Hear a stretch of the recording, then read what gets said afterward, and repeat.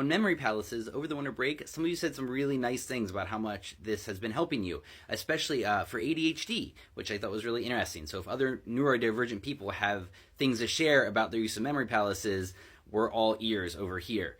But I wanted to share about 2 statues in my Memory Palace just to illustrate how I've been doing things and how I've been learning from this process. I'll start here with Mother Earth. She's at position number 6 in my Memory Palace, which is in the kitchen of my old place in New York.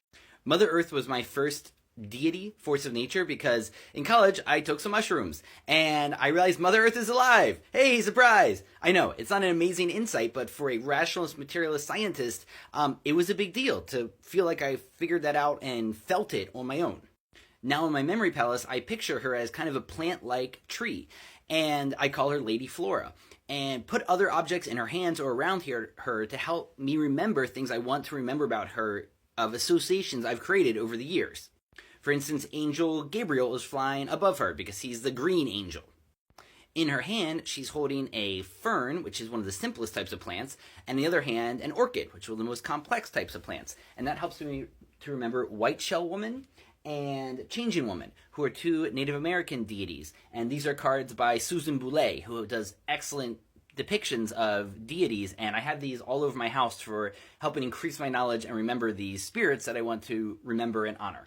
And so I had a good picture of her in my head, but just the other night I was here after going to the basement and in front of this altar and realized the words I always associated with her come from my work with the Tibetans. During that time I had mala beads, and I, during a trip, realized that the words most important to me, that I want the most out of this life, are peace, wisdom, love. So I would do those beads, and I think use her power to help manifest that. And I realized as I sat here the other night that I need to have those on a depiction of her. So now she has 3 giant purple fruits like the size of pumpkins, and on each of them is those words, peace, wisdom, and love, to help me remember what she represents to me.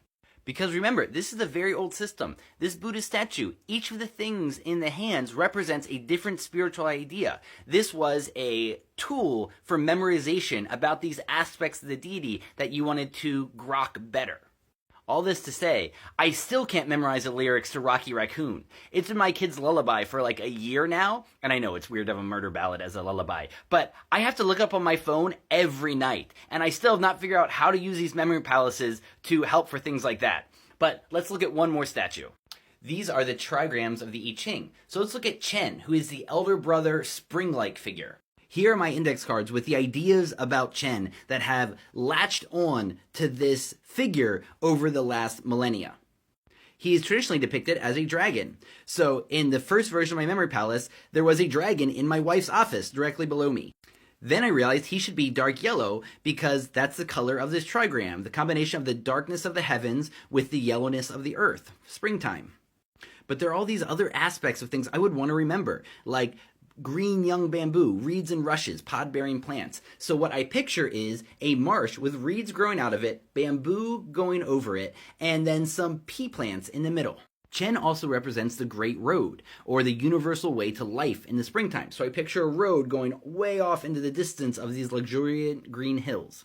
Finally, if Chen was a horse, he would be a horse with a white star on his forehead, who neighs prettily, who has a very lively gait, and who has white hindquarters.